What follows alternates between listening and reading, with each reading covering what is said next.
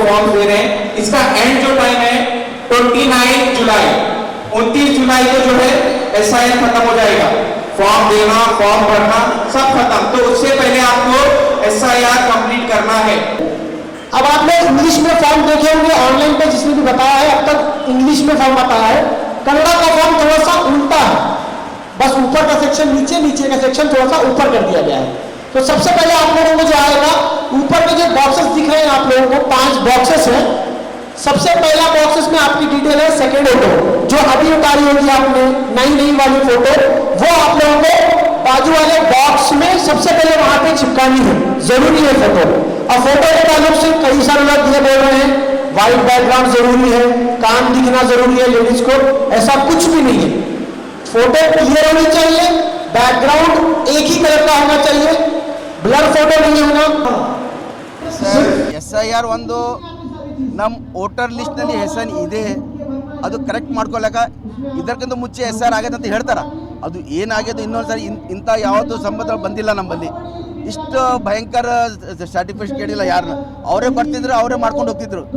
ಈ ಟೈಮ್ನಲ್ಲಿ ಏನಾಗಿದೆ ಅಂದರೆ ಎಲ್ಲರಿಗೆ ಡಾಕ್ಯುಮೆಂಟ್ಸ್ ತೋರಿಸ್ಲಾಕ ಹೇಳತ್ತಾರ, ಆ ಡಾಕ್ಯುಮೆಂಟ್ಸ್ ತುಂಬಿದ್ರೆ ನೀವು ಆಗ್ತದೆ ಸ್ವಲ್ಪ ಭಯ ಪಡ್ಲಾಕತ್ತಾರ ಜನರು।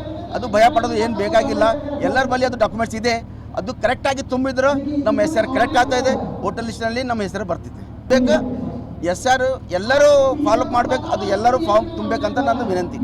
ಇತ್ತೀಚಿನ ದಿನಗಳಲ್ಲಿ ನಾವು ನೋಡ್ತಾ ಇದ್ದೀವಿ, ಜೂನ್ 30ರಿಂದ SIR ಪ್ರಕ್ರಿಯೆ ನಮ್ಮ ರಾಜ್ಯದಲ್ಲಿ ಇದು ಮಾಡಿದ್ದಾರೆ, ಅದು ಪ್ರಕ್ರಿಯೆ ಚಾಲೂ ಆಗಿದೆ।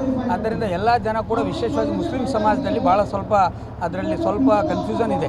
ಅದಕ್ಕೋಸ್ಕರ ನಾವು ಮುಸ್ಲಿಂ ಸಮಾಜದ ಎಲ್ಲ ಬಂಧುಗಳಿಗೆ ಕರೆಸಿ ಇಲ್ಲಿ ಅದ್ರ ಬಗ್ಗೆ ಅರಿವು ಮೂಡಿಸಿ ತಮ್ಮ ಅದು ವೋಟರ್ ಲಿಸ್ಟಲ್ಲಿ ಹೆಸರು ಯಾವ ಥರ ಇದು ಮಾಡಬೇಕು, SIR ಫಾರ್ಮ್ ಯಾವ ಥರ ಫಿಲಪ್ ಮಾಡಬೇಕಂತೇಳಿ ಏನು ಗೊಂದಲ ಇತ್ತು, ಅದನ್ನು ಗೊಂದಲವನ್ನು ಸರಿಪಡಿಸುವಂಥ ಪ್ರಯತ್ನ ನಾವು ಇವತ್ತಿನ ದಿನ ಮಾಡಿದ್ವಿ।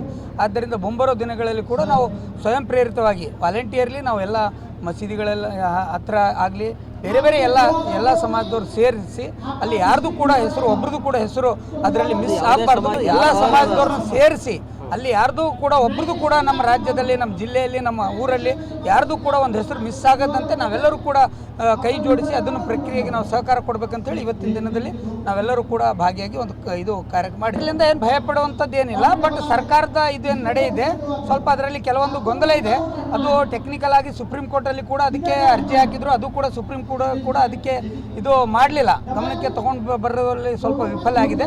ಆದ್ದರಿಂದ ಏನು ಬಂದಿದೆ ಅದು ಎಲೆಕ್ಷನ್ ಕಮಿಷನ್ನಿಂದ ನಾವೆಲ್ಲರೂ ಕೂಡ ಅದನ್ನು ಫಾರ್ಮ್ ಸರಿಯಾಗಿ ಫಿಲಪ್ ಮಾಡಿ ನಮ್ಮೆಲ್ಲರ ಹೆಸರು ಕೂಡ ಅದರಲ್ಲಿ ನೋಂದಣಿ ಮಾಡುವಂಥ ಪ್ರಯತ್ನ ನಾವೆಲ್ಲರೂ ಸೇರಿ ಮಾಡ್ತೀವಿ।